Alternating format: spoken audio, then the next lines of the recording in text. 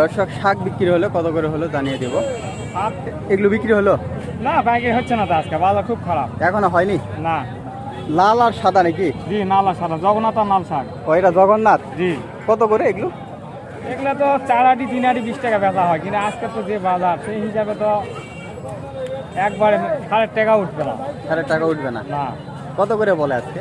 আজকে তো 2 টাকা 2.5 টাকা বলতেছে। 2 টাকা 2.5 টাকা আটি। এই লাল শাক আর জগন্নাথ শাক মানে মিলায়ে? জি জি। আপনার 2 টাকা 2.5 টাকা বলে। জি। এই যে লাল শাক দর্শক, জি, লাল শাক। লাল শাক।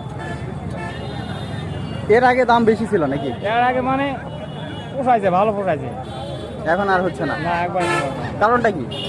কারণ যে কি এখন আমদানি বেশি? আমদানি তেমন বেশি না, কিন্তু পাইকারি টাকাও ছাড় দেয়। আচ্ছা আচ্ছা, নিতে চাচ্ছে না এরকম? জি। আচ্ছা, এখানে কয় আটি আছে? আমার আছে 150 আটি। 150 আটি।